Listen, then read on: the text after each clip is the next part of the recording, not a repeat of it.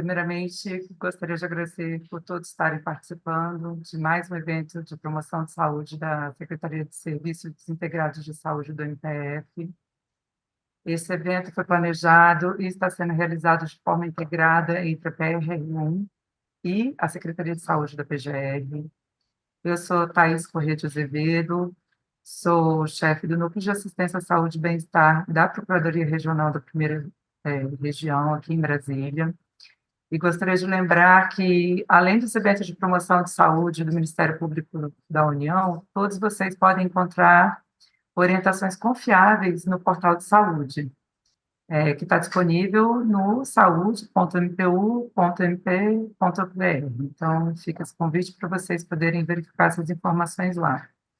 E o diferencial dessa página que tem disponível, né, no MPU é que todos vocês podem consultar conteúdos que são publicados e produzidos por profissionais de saúde, que são especialistas, né, nas respectivas áreas, né, que é diferente das informações que a gente encontra disponível virtualmente, né?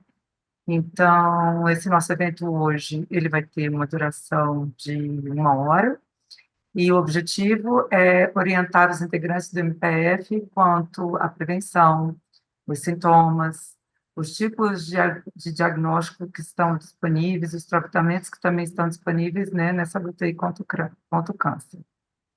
No evento de hoje, nós vamos ter o médico radio-oncologista da Liga contra o Câncer, Liga contra o Câncer do Rio Grande do Norte, né, é o doutor Edilmar Moura, e ele vai responder as perguntas de todo mundo que estiver participando hoje, né, no Zoom, via Zoom. E todos que acompanham podem fazer perguntas, tá? E para isso basta usar o chat, tá? Todo mundo vai ficar com o áudio desligado para não atrapalhar a apresentação dele. Quem quiser fazer dúvidas, então, a gente pede para que utilize o chat depois. Caso alguém queira assistir essa palestra novamente, tudo que for aqui discutido vai ficar disponível, né, no portal de saúde em alguns dias, e também vamos deixar esse chat do evento disponível na página do MPF do YouTube, tá? Então, assim que o link estiver disponível, todos os participantes que se inscreverem podem ter acesso a esse link. Então, para encerrar, todos os avisos iniciais acho que já foram passados, né? Eu gostaria só de pedir para que todos os participantes preencham o formulário de participação no evento, que é a lista de presença, a gente vai disponibilizar aqui no chat. E essas informações que a gente vai coletar com esse formulário, elas vão ajudar a Secretaria de Saúde na realização de promoção de ações idênticas, né, parecidas com essa que a gente está fazendo aqui hoje, que tem a intenção de ajudar, né, a promover a saúde no âmbito da nossa instituição. Então, o link desse formulário também vai estar disponível no chat. E agora vai começar a nossa conversa com o especialista. Vamos falar sobre prevenção e tratamento do câncer. Aqui conosco hoje, como eu já falei, está o doutor Edmar Moura, médico radio-oncologista da Liga Norte Rio-Grandense contra o Câncer. Doutor Edmar, muito bem-vindo. Para todos, um bom evento. Aproveitem, é para vocês, é para a saúde de todo mundo.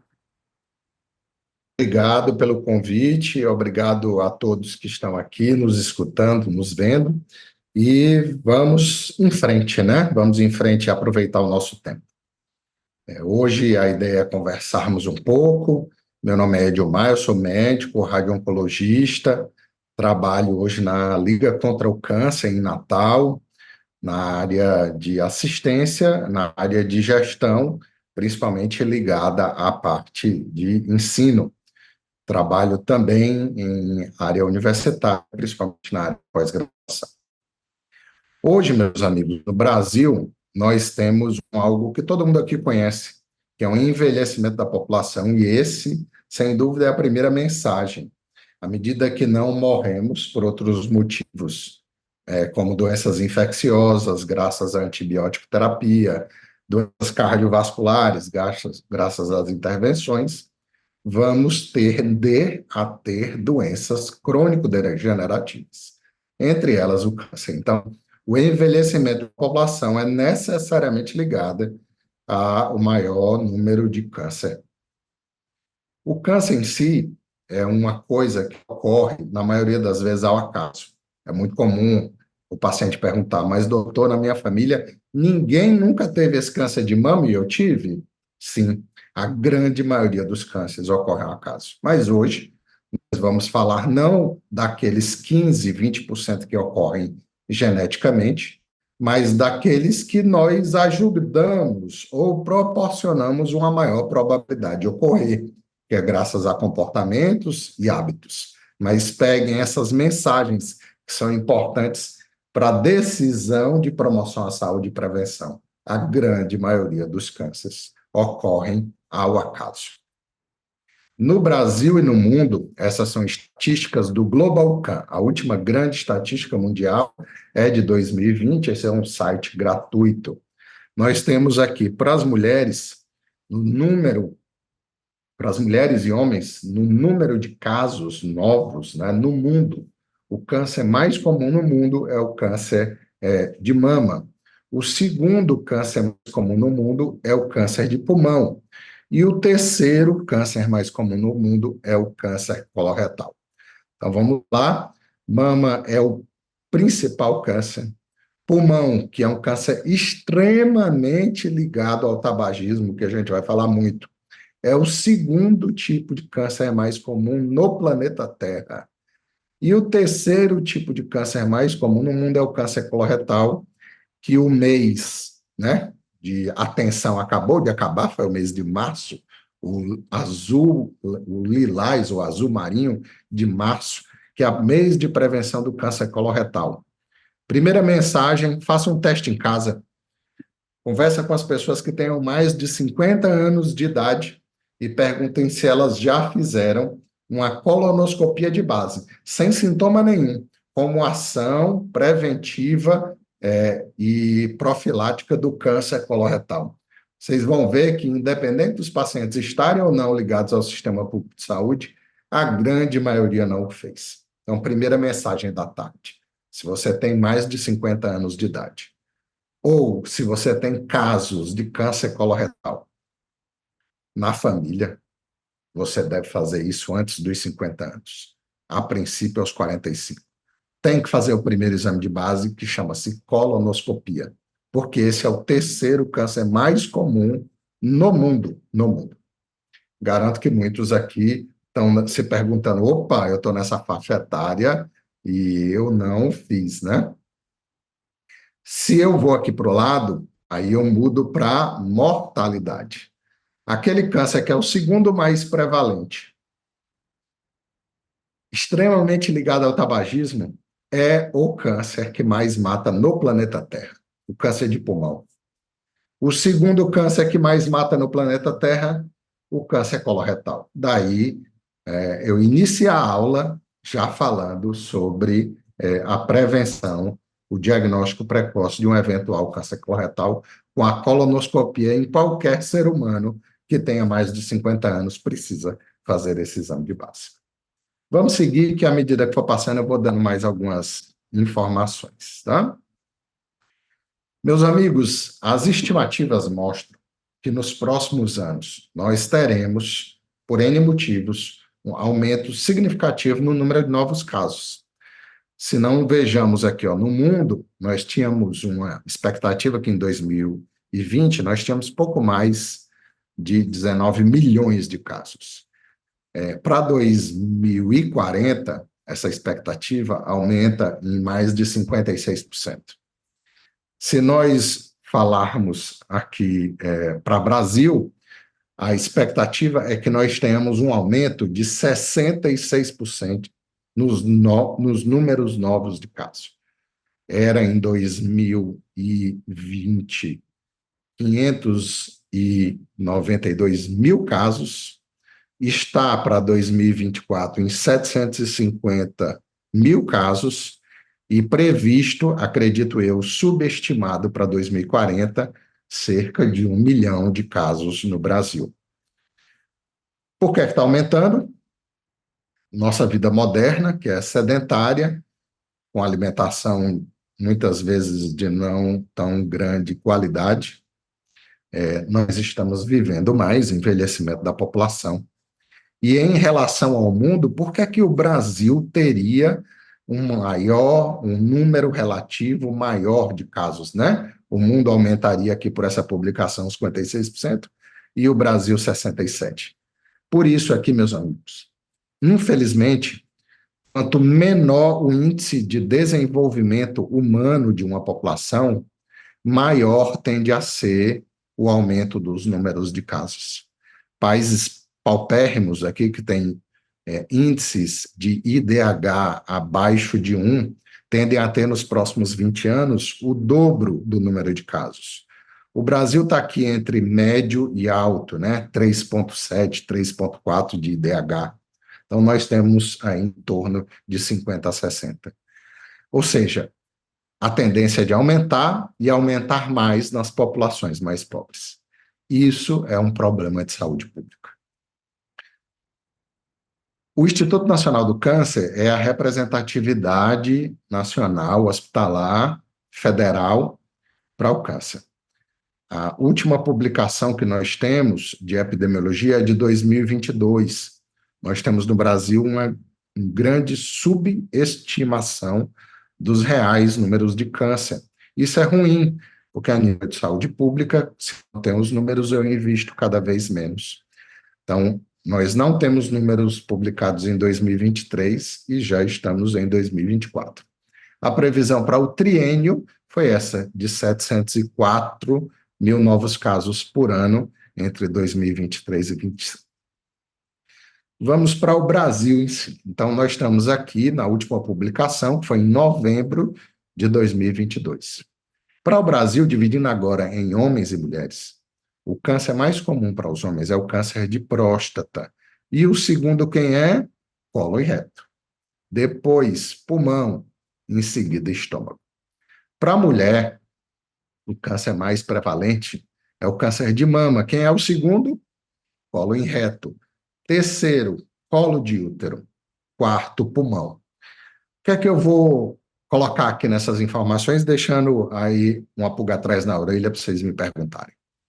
Primeiro, meus amigos, colo em reto é o segundo câncer mais comum em homens e mulheres no Brasil. Então, nós precisamos estimular de maneira mais intensa essa educação e informação que garanto que para vocês é a primeira vez que ouviram. Tabagismo. O tabagismo nas populações com mais de 40, 50 anos vem diminuindo. Nas populações com menos de 40 anos vem aumentando. E aumentando principalmente em mulheres. Então, nós já temos aqui o pulmão como o quarto câncer mais comum entre as mulheres brasileiras. Colo de útero. Colo de útero, ele é evitável por vacina contra o HPV, porque o HPV é um vírus que é endêmico. Todo mundo que já teve relação sexual tem os seus órgãos genitais ou na cavidade oral. Mas se eu vacino as crianças, principalmente lá entre 9 e 14 anos, eu praticamente evito em 100% dos casos o câncer de colo de útero. Como nós temos isso de maneira muito fraca no Brasil, é o terceiro câncer mais prevalente, e aqui no Rio Grande do Norte, 1 em cada 4 mulheres que tem câncer de colo de útero morrem. Próstata, assintomático. Mama, assintomático. Pulmão, no início, assintomático. Colo, assintomático. Colo e reto, no início, assintomáticos. Esses cânceres, que são os mais prevalentes, vão passar a apresentar sintomas quando em situações de doença mais avançada. Mama, né, lesões palpáveis na mama. Colo e reto, alterações do hábito intestinal, diarreia, constipação ou sangramento, que é o mais comum. Colo de útero, sangramento, a mulher chega no posto de saúde, no médico falando, doutor, eu estou menstruada há 4 meses. Mulher nenhuma menstrua há 4 meses. Tem algum outro motivo que pode ser o câncer em si. Pulmão, se ele é tabagista, tosse, pigarro, muitas vezes são confundidas com próprios sintomas do tabagismo crônico desse paciente. Ou seja, A ideia de esperar os sintomas para procurar o médico não é uma ideia interessante, e sim seguir as recomendações que existem hoje do Ministério da Saúde. Nós temos uma política nacional contra o câncer, publicada em 2013, que é bem completa, cuidado integral, descentralizado por centros habilitados com qualidade e segurança. Mas nós pecamos, essa publicação aqui é de 2016, e é de propósito que está aqui de maneira tão antiga, porque na hora que eu olho aqui, ó, ações de promoção e prevenção à saúde, que esse vermelhinho corresponde a menos de 1%.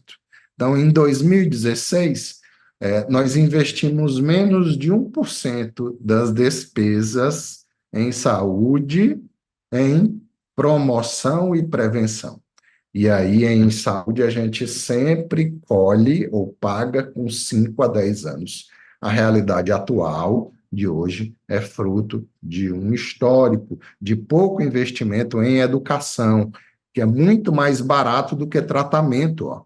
Procedimentos clínicos de tratamento tomaram, em 2016, 56% do volume de todo o orçamento nacional para a saúde.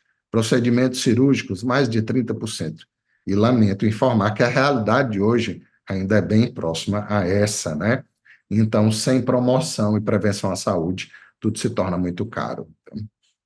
Como se não fosse o suficiente, nós acabamos de viver uma pandemia, tivemos que ficar em casa, ou quem pôde ficou em casa por algum motivo, e nós vivemos hoje uma epidemia de câncer, porque nunca tivemos tantos casos de doença avançada, muitos deles ainda fruto da pandemia, ou por ausência de diagnóstico, ou por questões imunológicas que foram alteradas, e esse paciente começou a apresentar progressão de doença incomum para a data de hoje.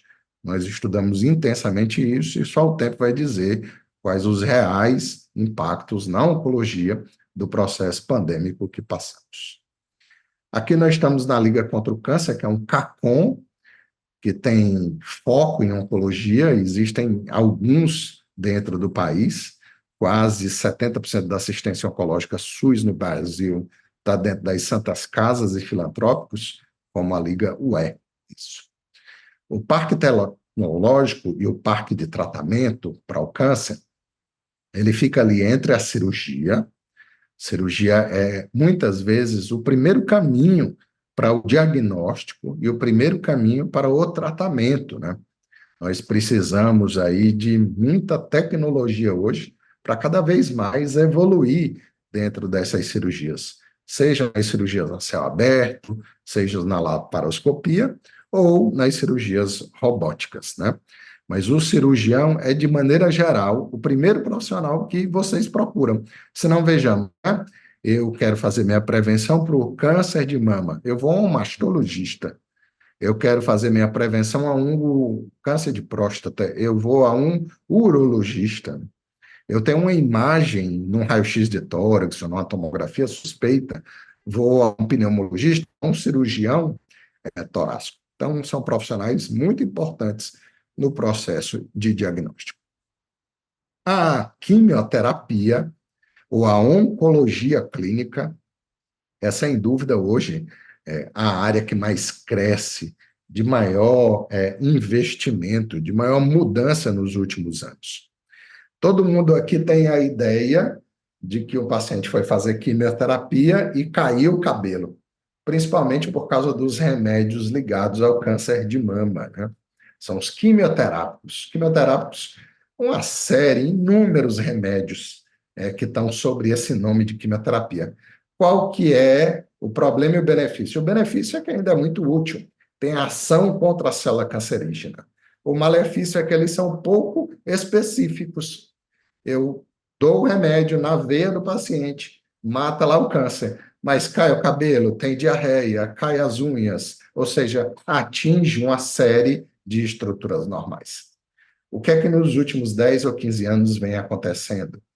Nós estamos com condutas cada vez mais específicas. Eu estou dando um remédio para inibir a construção de novos vasos sanguíneos para aquele câncer.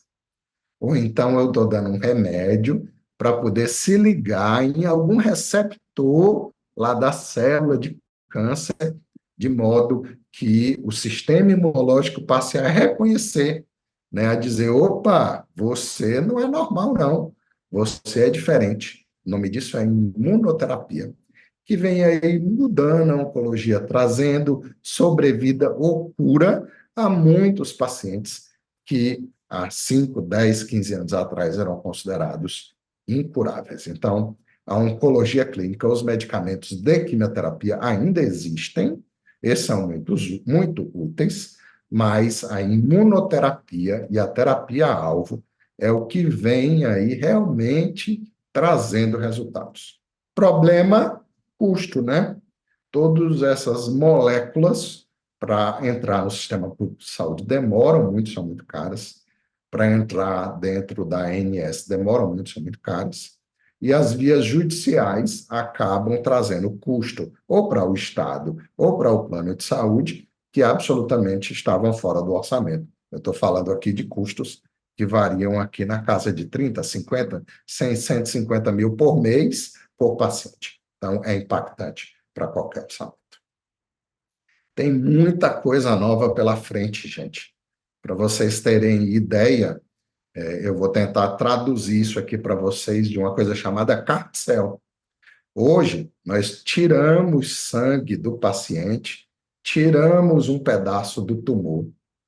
Lá em laboratório, ensinamos para os linfócitos, os leucócitos, são células nossas de defesas, que o câncer precisa ser combatido e treino esse combate lá no laboratório, fora do paciente. Esses linfócitos, digamos, treinados contra aquele câncer do seu José ou da Dona Maria, são novamente injetados no paciente e eles passam a combater especificamente o câncer daquele paciente. Isso hoje ainda tem um custo muito alto, realizamos muito a nível experimental, mas, como tudo, a velocidade está muito grande. Daqui a 5, 10 anos, isso vai ser o dia a dia, e eu, sinceramente, não sei o tamanho do impacto, quantos pacientes a mais nós vamos conseguir curar, mas eu só sei que esse número vai ser surpreendente. A imunoterapia, o uso do próprio corpo contra o câncer, é a atual arma da vez e o último grande prêmio Nobel de Medicina. Pesquisa clínica. Eu resolvi colocar aqui no final da nossa primeira fase pelo seguinte: meus amigos, no Brasil tinha um preconceito dizendo que paciente que tratava dentro de pesquisa era cobaia. E isso é mentira. Hoje nós temos leis que protegem muito bem esse sujeito, esse indivíduo de pesquisa, para que um estudo ocorra dentro de um centro como a Liga ou qualquer outro centro. Uma série de legislações federais e internacionais são obedecidas. A questão é que, dentro de uma pesquisa dessa, o paciente tem acesso a medicamentos que nem dentro do sistema público de saúde, nem dentro do sistema privado de saúde o tem, com custo 100% pago pela indústria. Hoje, nós desenhamos dentro do nosso estado aqui modelos de ação onde nós tiramos esse custo do estado para colocar dentro da pesquisa clínica, onde o paciente recebe todo o tratamento, transporte, alimentação, exames, e o estado não precisa custear com isso. Hoje nós temos 50 estudos abertos recrutando paciente hoje e 250 fechados com pacientes andando. É hoje uma das maiores ações dentro dessa unidade aqui que eu falo. E se alguém um dia, né, na vida de vocês, ficar doente e essa opção pesquisa clínica surgir, não tenham medo, considerem, muito provavelmente estarão entrando em uma porta que ninguém fora da pesquisa clínica vai poder abrir para vocês. Radioterapia, que é a minha parte, né? É o radio-oncologista. A radioterapia, nós usamos irradiação para tratar determinados tumores. No passado, a ideia era assim, nossa, vai para a radioterapia, vai sair de lá todo queimado, né? Vai sair de lá quase morto, vai entrar ruim e sair pior. Hoje não é verdade. Hoje nós temos muita tecnologia, de modo a, num tumor cerebral como esse aqui, tratar só essa areazinha vermelha e todo o resto do cérebro do paciente ser livre de tratamento, sem trazer déficits, por exemplo, cognitivos para esse paciente. Problema no Brasil hoje é o acesso à radioterapia dentro do sistema público de saúde, com raras exceções, felizmente, aqui no Rio Grande do Norte é assim, o paciente aguarda em torno de 3 a 6 meses para entrar em um serviço de radioterapia, e isso não preciso explicar o quanto que pode ser impactante para o prognóstico, né? Nós temos um parque de radioterapia que, além de obsoleto, é incapaz de atender toda a demanda atual, que dirá essa que eu projetei aí nos próximos 40 dias. Existem hoje ações governamentais para ampliação desse parque, e aí nós torcemos, né, que cada vez mais os objetivos planejados sejam atingidos. Vocês pensam que com médico dá para tratar câncer? Eu afirmo com 20 anos de profissão que o médico é absolutamente incompetente para tratar câncer sozinho. Procurem centros com equipes multidisciplinares completas, enfermeiro, nutricionista, farmacêutico, fonoaudiólogo, fisioterapeuta, terapia ocupacional. Essas pessoas, elas mudam o prognóstico do paciente. O paciente cura mais se tratar dentro de um centro desse. Problema dentro do sistema público de saúde e muitas vezes dentro do sistema privado são os profissionais menos reconhecidos, né? Pior remunerados ou não remunerados, como em 70% das ações dentro do sistema público de saúde. Não há remuneração prevista para esses profissionais dentro da terapia contra o câncer. Mas, repito, não tratem em locais onde só existam médicos. Nós não somos suficientes. E, em relação ao cuidado, por último, os cuidados paliativos. Se vocês, quando ouvem a palavra câncer, têm um medo que traz direto, ligado à palavra morte, eu afirmo que nós, profissionais, eu, por exemplo, que tenho 22 anos de formado, nós fomos treinados para sermos super-homem ou Mulher Maravilha. Não fomos treinados para viver com a morte. Graças a Deus, eu pude complementar minha formação ao longo desses 22 anos e digo, todo o serviço de oncologia do Brasil deveria ter profissionais habilitados na área de cuidados paliativos, porque nem todos os pacientes vão ficar curados. Alguns deles vão morrer, inclusive, com câncer, mas não do câncer. Mas o como morrer é muito importante. Vou dar aqui 2 exemplos. O paciente está com dor, eu prescrevo um Dimorf e mando para casa para ele comprar. Ele não tem condição financeira de comprar. Ou ele come ou compra Dimorf. Ninguém quer passar por essa situação. Segundo exemplo, nem a família, nem o paciente foram cuidados para viver a terminalidade. O paciente entra naquela fase final, eu quero levar para a UTI, não consigo vaga, entro na justiça, o juiz autoriza e o hospital tem que botar de goela abaixo um paciente dentro da UTI sem indicação, entendendo o desespero de todos, até porque a família não foi cuidada por essa equipe do ponto de vista de cuidados paliativos. 48 horas depois, o paciente morre, às 3 horas da manhã, sozinho, numa UTI fria, e a família recebe uma ligação dizendo que o paciente morreu. O outro exemplo é uma família cuidada, um paciente assistido, uma terapia psicológica, espiritual, física e social feita de modo que, nesse mesmo momento de paliatividade, todas as orientações, medicamentos são dados para que o paciente leve para casa. 48 horas, ele morre. às 3 horas da manhã, em casa, segurando na mão do seu filho ou filha, né? Abraçado por seu amor da vida. A família liga para o hospital ajuda em todos os passos de atestado. E essa terminalidade é feita no berço do amor familiar. Não sei vocês, mas eu preferia o plano B. Só que sem informação e educação, uma equipe não consegue fazer isso e uma família não consegue viver isso. Oncologia não é isso, não é morte, oncologia é vida.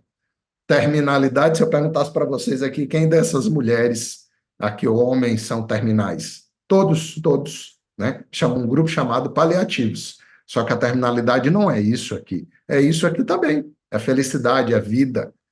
É uma coisa que acontece ao longo do tratamento. É uma coisa que precisa de equipe, inclusive capelão, sabiam? Eu preciso trabalhar a espiritualidade para ter uma boa terminalidade em oncologia. Essa autora, quem não conhece, recomendo, fala que a vida é breve, precisa de valor, sentido, significado. E a morte é um excelente motivo para buscar um novo olhar para a vida. Quantos pacientes já me falaram, doutor, tratei, fiquei boa, e lhe digo hoje, a melhor coisa que aconteceu na minha vida foi o câncer, porque hoje eu sou uma outra pessoa, ressignificada. Muita gente escreve sobre o principal fator causador de câncer, cigarro. Eu brinco nas minhas aulas de faculdade falando sério. Edilmar, como eu faço para ter um câncer? Fume. Não existe caminho maior. Economia. Essa foi uma publicação minha na CNN. 11 bilhões investidos em prevenção geram uma economia de 100 bilhões. Então, a falta de dinheiro para assistência talvez seja um não investimento na prevenção e no diagnóstico precoce. Temos muita gente boa no Brasil, gente. A professora Angelita Gama foi eleita como uma das cientistas mais influenciadoras do mundo, a maior coloproctologista do planeta Terra, né? Temos muito que nos orgulhar do nosso país. E temos um problema de saúde pública que está matando silenciosamente os nossos jovens, principalmente porque está matando muita gente com dinheiro. Chama cigarro eletrônico. Destrói o pulmão, diminui de 15 a 20% a sobrevida das pessoas. Eu não estou falando de câncer, tá? Só pelo fato de fumar o cigarro eletrônico. Virou uma moda antropologicamente extremamente aceitável, né? Nós tendemos a seguir as manadas e é um grande causador de câncer. É proibido produzir, vender e usar no Brasil. Vai numa festa hoje à noite, você compra, comercializa e usa. Nós precisamos mudar essa realidade, porque hoje é o maior problema de saúde pública do Brasil, silencioso, repito, porque mata muita gente com grana. Hábitos, amigos, para finalizar. Não fume. Não tem fator maior causal. Se a maioria dos cânceres ocorre ao acaso, além do acaso, você está com o maior fator causal. Álcool. Não beba, ou então faça isso com moderação. O uso crônico do álcool é um grande causador de câncer. Vírus. Vamos nos vacinar, vamos trabalhar campanhas. O câncer de colo de útero mata muita gente no nosso país e uma simples vacina poderia mudar isso. Vírus da hepatite, teste para saber, é o causador do hepatocarcinoma. Lá na mortalidade, o quarto que mais mata no mundo. Então, tem vacina, tem diagnóstico precoce. E comportamento, meus amigos, nós estamos com uma tendência pandêmica sobre obesidade. Obesidade e sedentarismo é um grande fator causal de câncer.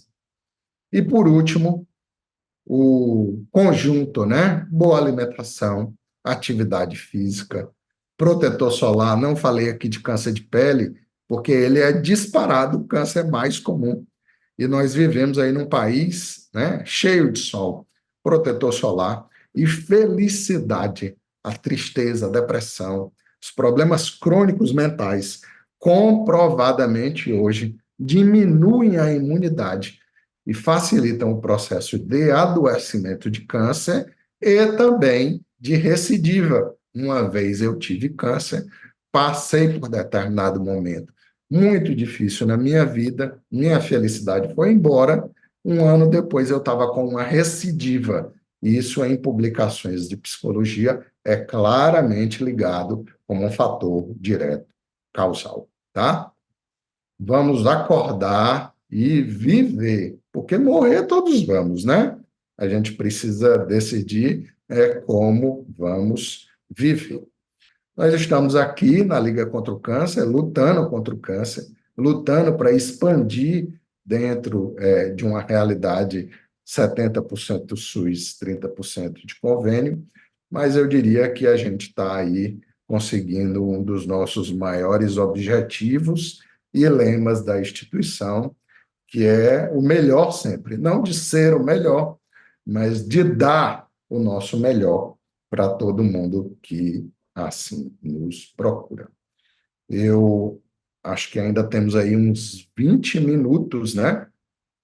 Eu paro o meu compartilhamento aqui para que a gente possa ir para qualquer pergunta ou duvidar. Ótimo. Muito obrigada, doutor Gilmar, todas as suas informações e esclarecimentos. Eu tenho aqui umas dúvidas que chegaram via chat. A primeira delas é da Sofia, Sofia Alejandra Hernandes Lozano, ela é de São Paulo, da Procuradoria, de São Paulo. E a pergunta dela é: quais os principais tratamentos de câncer de cólon e os efeitos colaterais? Os tumores de cólon, intestino grosso, no reto. Principal tratamento, cirurgia e quimioterapia. Para os tumores de reto, os tumores que estão lá na parte mais terminal, antes do cocô sair, aí eu vou ter a radioterapia e quimioterapia como tratamentos principais e uma cirurgia posterior resgate. Nos tumores altos, de cólon, de intestino grosso, o objetivo é tirar tudo e depois fazer tratamento quimioterápico em busca da doença não voltar. Lá embaixo, a gente tem que ter o cuidado de preservar o esfíncter retal, que é manter a pessoa fazendo cocô a vida inteira pelo ânus. Antigamente, a gente amputava todo mundo e deixava aquela colostomia definitiva, o que, obviamente, isso traz aí impactos sociais para o paciente.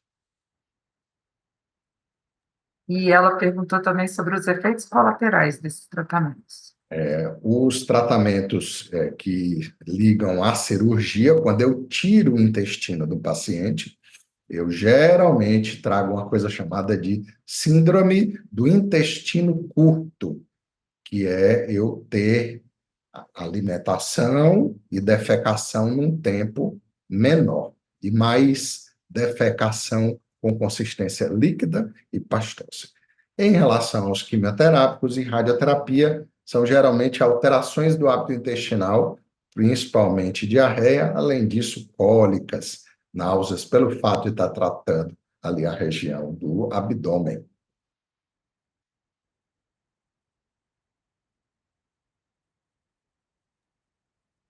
Eu tenho mais algumas perguntas, doutor. Uma é da Jamília Araújo de Andrade Ribeiro, ela é da Procuradoria de Alagoas. E a pergunta dela é: por que é tão difícil uma quimioterapia eficiente em carcinoma seroso? Exatamente. Excelente pergunta. Nós temos inúmeros tipos de câncer, né? Carcinoma, adenocarcinoma, é só o nome assim, José, mas a gente precisa ir atrás do sobrenome. E esses sobrenomes podem dar a informação de ser um tumor, entre aspas, comum, e de maneira geral resolvem, tem melhor resposta ao tratamento. E, digamos assim, existem sobrenomes que são incomuns. E esses incomuns geralmente estão ligados a uma menor resposta. O exemplo solicitado aí do carcinoma seroso é um desses sobrenomes incomuns. Ele é o carcinoma seroso porque ele tem um tipo de diferenciação celular, ou seja, o câncer fica mais diferente da célula normal, e isso, de maneira geral, faz com que seja mais difícil tratá-los. O patologista é o médico que vai dizer o nome, sobrenome. Além disso, hoje, inúmeros dados como imunistoquímica, dados genéticos, que fazem com que a gente tente individualizar terapias para cada paciente. Mas, sem dúvida, o seroso é um desafio a mais. A gente tem uma pergunta do Alan de Carvalho Dias Ferreira, da PGR, e ele pergunta que, considerando os tipos de câncer mais frequentes que o senhor citou entre homens e mulheres, é possível identificar fatores ou hábitos que podem colaborar com a prevenção de todos eles? Não existe, infelizmente, nada tão mágico assim. Mas meus penúltimos slides talvez fossem aí a melhor maneira de responder. Nós não conseguimos, nem conseguiremos sermos robôs, né? Que comem 100% tudo certo, né? Que nunca bebeu nada, que nunca teve contato com nenhum tipo de toxina ou poluente. Mas nós podemos mitigar isso. Como é que a gente mitiga isso? Primeira coisa, atividade física. Principal remédio para qualquer pergunta que vocês fizerem na área de oncologia, cardiologia, neurologia, reumatologia, minha resposta vai ser atividade física. Atividade física, para quem tem 30, 40 anos, é a poupança, é a previdência para poder você viver no futuro. Quem não faz atividade física aos 30, 40, 50, vai chegar aos 50, 60, 70 com dor, com doença, com uma série de coisas ruins acontecendo. Segunda coisa, a alimentação.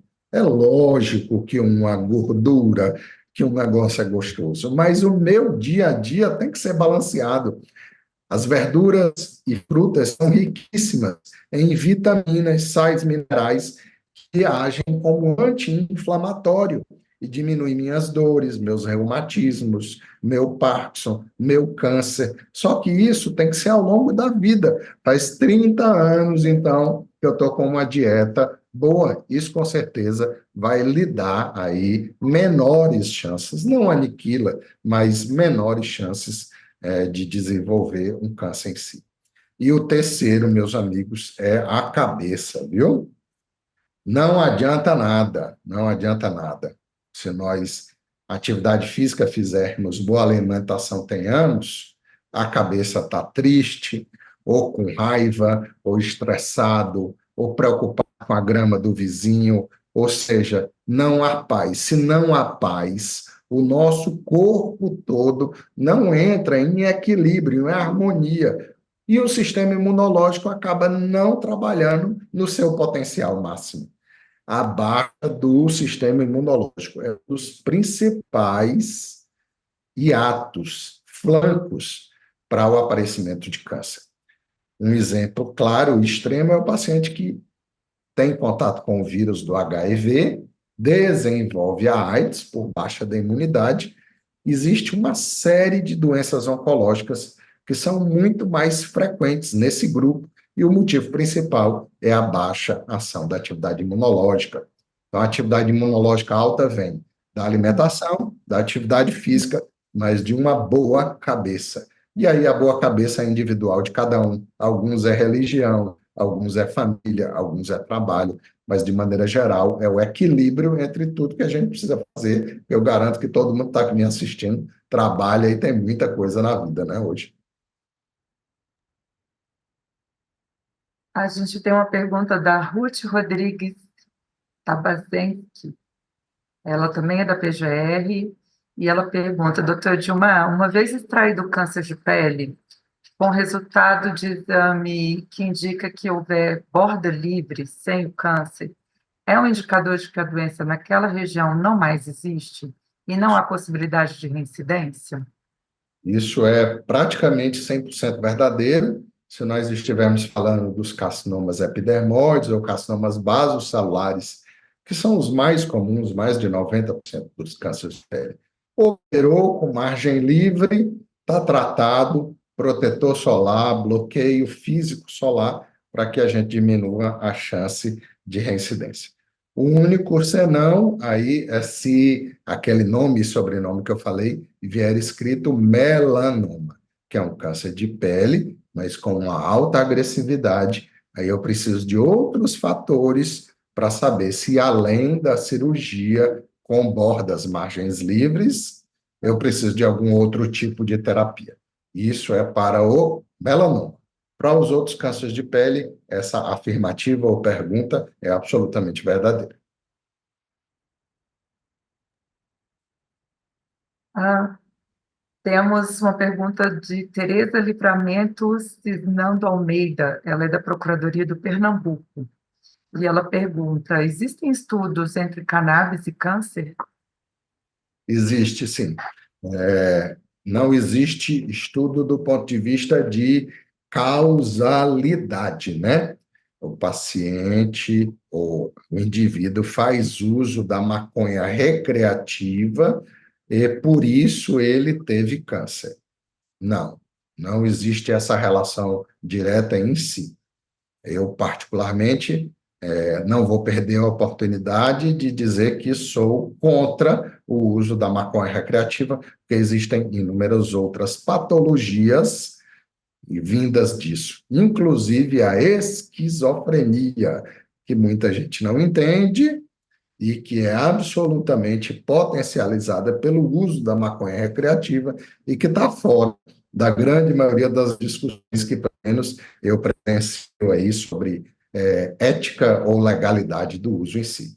Entretanto, o canabidiol, como óleo em si, nós pesquisamos muito aqui na instituição, tanto para uso contra náuseas pós-quimioterapia, para dor em casos avançados, e as respostas são muito boas. E, obviamente, todo mundo sabe que o uso da maconha é recreativa e o uso do canabidiol em óleo não tem nada a ver uma coisa com a outra. Nós temos uma pergunta de Derli Ishio Ogawa, desculpa se eu não souber pronunciar direito, Kawamoto, que é da Procuradoria do Paraná. E ele fala: doutor Edilmar, tenho histórico de câncer no colo retal na família, mãe falecida. Fiz o exame de colonoscopia há muitos anos, tenho 56 anos. Qual seria o momento mais adequado para um segundo exame? Não apresento nenhum sintoma que sugira esta doença. E ele agradece desde já. Obrigado também. Excelente pergunta. Se eu não tenho nenhum familiar na minha vida com câncer coloretal e fiz uma colonoscopia e tenho mais de 50 anos, eu vou precisar repetir esse exame somente com 5 a 10 anos. Mas, no caso aqui perguntado, existe sim um familiar com câncer coloretal. Então, primeiro ponto, o ideal é a um coloproctologista contar essa história e, se possível, fazer um teste genético, porque aí vai ser possível individualizar a conduta especificamente para quem está perguntando. Mas digamos que não exista nenhuma alteração genética. Eu devo repetir esse exame a cada 4 ou 5 anos, só pelo fato de ter história familiar do câncer coloretal. Mas o teste genético é muito importante, gente. Aqui no Rio Grande do Norte existe uma região que foi colonizada no passado por judeus, portugueses e holandeses, e eles se casam muito entre os familiares, né? Tem muita consanguinidade. E nós temos nessa comunidade, que é uma região com mais de 1 milhão de habitantes, 7 vezes mais casos de câncer coloretal do que a população brasileira em geral. Então, assim, A questão genética e o câncer coloretal são muito fortes. E existem testes relativamente baratos que o oncologista, o clínico ou o coloproctologista pode indicar nesses casos de pessoas já com entes na família com câncer coloretal. Interessante o senhor comentar isso, porque eu sou uma descendente rio-grandense das famílias de judeus sefarditas e tenho casos de colo retal na família também, doutor. No Seridó, todo mundo é de uma família só. Exatamente.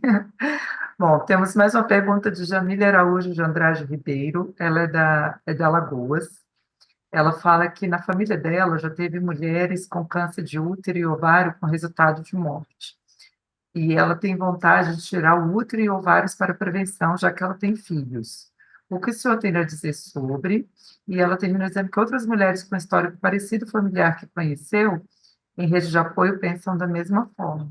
Então, o que o senhor comenta sobre isso? Famosa pergunta Angelina Jolie. E a resposta vai para útero, ovário e mama, tá? Quem não conhece a história, Angelina Jolie tirou as mamas e posteriormente útero e ovários, porque existia um risco, no caso dela, de um teste genético que foi feito e detectou que na família dela e nela esse risco existiria.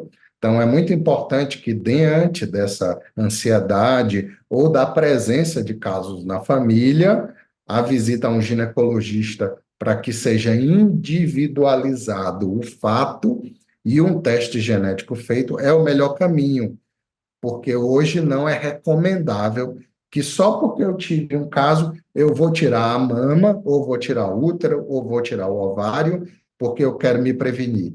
Tanto a mama quanto os ovários têm uma importância muito maior do que a gente consegue perceber ali nesse momento, né, de angústia e de tentativa de resolução. E, por exemplo, a retirada de um ovário sem indicação pode aumentar o risco de doenças coronarianas. E aí você diminuiu o risco de câncer de ovário, que é um câncer grave, mas aumentou de maneira intensa o risco de infarto agudo do miocárdio. E aí, né? Então a gente precisa individualizar. A mama é a mesma coisa. Eu tenho lá 35 anos de idade, caso na família, quero tirar minha mama. 5 anos depois, eu, por algum motivo, não achei mais minha mama bonita, queria amamentar, não tenho mais mama. Ou seja, não dá para dizer assim, não, tire, o importante é se proteger. A resposta tem que ser: procure um profissional da sua confiança para discutir o seu desejo e a sua indicação, porque o nosso corpo é um equilíbrio. A gente perde uma peça, o problema aparece lá na frente. Doutora Dilmar, nós já chegamos aqui no final do nosso tempo previsto. Ainda temos mais 4 perguntas, então vou deixar a senhora à vontade, se o senhor quiser continuar respondendo ou se o senhor quiser finalizar. O que o senhor prefere? Pode Pode, fazer, pode, pode metralhar aqui as que 4? a gente responde. Então, vamos lá. A gente tem uma pergunta do Fernando Augusto Gomes Leite de Carvalho. Ele é da Secretaria-Geral aqui do MPU. E ele pergunta o seguinte: o tratamento de imunoterapia hoje já é realidade para tratar cânceres em estados mais avançados, como o câncer de mama? Ou isso está muito cedo de acontecer? É realidade, absoluta realidade e com resultados absolutamente surpreendentes. Surpreendentes assim, eu vou contar o caso pessoal. Câncer de mama, metástase no pulmão, metástase no fígado, metástase no osso. Há 10 anos atrás, esquemas de quimioterapia de baixíssima eficácia, de alta toxicidade. E esse paciente viria a óbito. Hoje, se tiver a possibilidade de usar, a indicação de usar imunoterapia, eu tenho pacientes que saíram dessa condição de doença absolutamente avançada para uma condição de ausência total de doença, e nos últimos 22 anos eu nunca tinha visto isso. Então, a imunoterapia é uma realidade, sim, já faz parte do dia a dia e vem mudando tudo que a gente aprendeu até hoje. E ótimo, né? Que bom. A gente tem que estudar mais um pouquinho. A Vânia Ribeiro de Castro, aqui da Procuradoria da PRR1, onde eu trabalho, ela está perguntando: os exames genéticos servem para identificar apenas se o câncer é hereditário ou servem também para dizer se a pessoa tem alguma predisposição ao seu desenvolvimento? Para as três coisas: hereditariedade, predisposição individual e, com a doença, melhor terapia. Qual o melhor caminho dentre as 10 opções que eu tenho, individualmente, para este paciente, qual é o melhor caminho? Muitos testes genéticos hoje são capazes de nos dar essas informações. Ou até não tratar. Vou dar um exemplo rápido: paciente com tumor de mama, com mais de 60 anos, tumor de 2,2 centímetros, operado, fez um teste genético e mostrou se tratar de uma doença de baixíssimo risco. Hoje nós conseguimos tirar a quimioterapia das pacientes. Imagina a felicidade da paciente de ouvir: a senhora está operada, vai fazer rádio e não precisa de químio, graças ao seu teste genético. Isso é realmente muito bom. A Camila Cristina Lino Oliveira é de Roraima e ela pergunta: e para a epilepsia, o canabidiol serve? Epilepsia é uma doença também que tem inúmeras causas e inúmeros casos de epilepsia.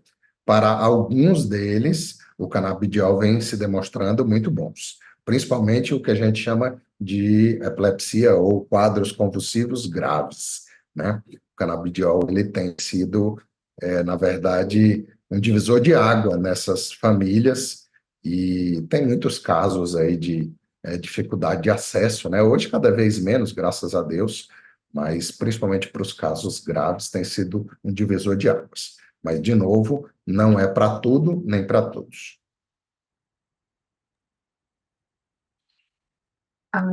O Flávio Ladário Pereira Barros, que é da PRR6 Minas, qual é a sua opinião sobre a estratégia de algumas empresas darem bolsas financeiras para seus colaboradores praticarem atividades físicas para que se invista na prevenção de doença? Olha, eu vou me permitir ser bem sincero, sabe? Eu não acredito em efetividade quando isso nasce sozinho de uma empresa, da pessoa jurídica. Tem que ser uma decisão individual. Hoje nós precisamos de pelo menos 150 minutos semanais para começar a uma atividade física fazer efeito, e pelo menos que eu saiba, nenhuma empresa estabelece 150 minutos ou mais de atividade física em horário comercial só para promover a saúde. Então, que bom se tem alguma empresa estimulando, educando ou até abrindo mão de determinada carga horária para isso. É interessante, mas eu acredito muito mais no poder individual, porque é mais duradouro, né? Digamos assim.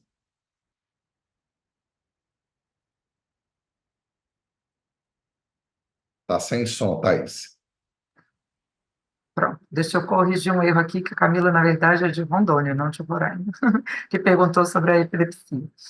E a gente tem uma última pergunta, que é da Sofia, novamente, Sofia Alejandra, que fala de São Paulo, e ela diz que tem uma amiga que está doente, tem câncer, ela tem conversado com essa amiga via e-mail, é uma pessoa que é mais velha do que ela, e ela está sentindo dificuldade em apoiar essa amiga.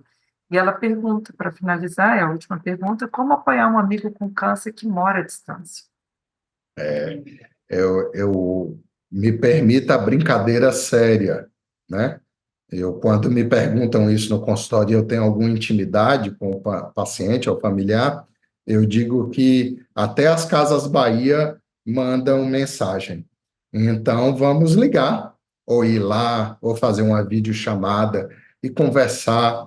A gente não precisa falar da doença necessariamente com quem está doente, mas quem está doente, muitas vezes o que mais quer é não falar da doença, mas falar, principalmente se é alguém que traz felicidade, amizade, carinho, porque isso aumenta a imunidade e melhora a resposta oncológica.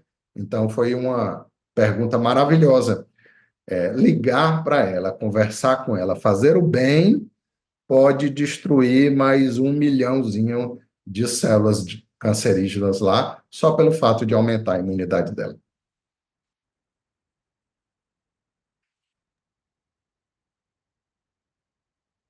Tem, chegou mais uma aqui agora, doutor. Se o senhor tiver ainda disponibilidade, Pode falar. A Vânia Ribeiro de Castro, aqui da Procuradoria Regional da República da Primeira Região, está perguntando qual a relação entre a utilização de hormônios, que hoje virou moda, a exemplo do chip de beleza, e o aparecimento de câncer. De fato, existe alguma relação? É quase como pular de paraquedas sem paraquedas, né? Hormônio é algo que é da mais alta complexidade humana.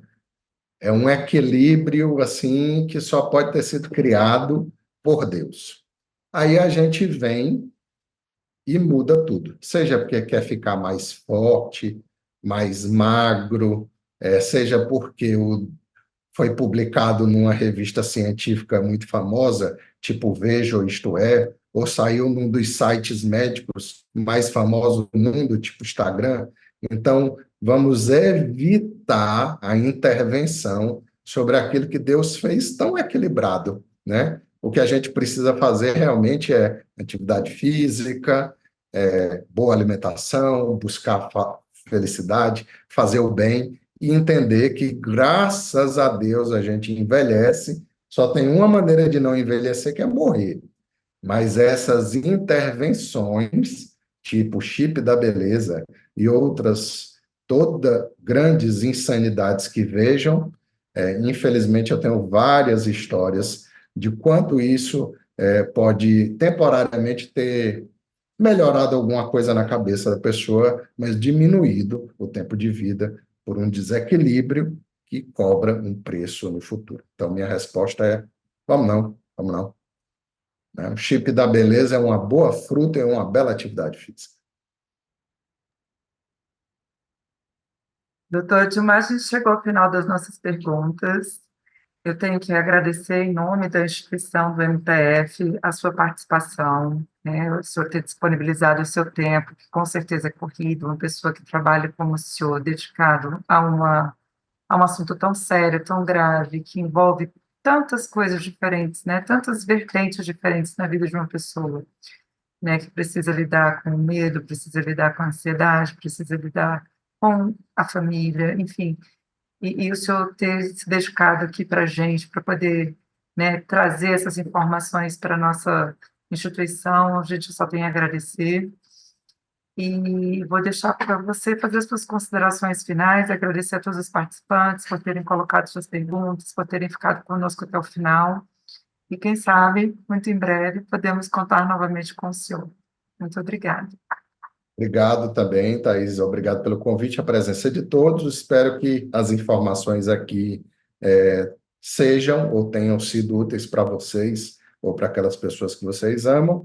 E se isso tiver ocorrido, o meu tempo foi muito bem gasto, porque meu trabalho também é esse. Educação é o que muda tudo, inclusive o combate ao câncer. Obrigado, gente. Boa tarde para vocês.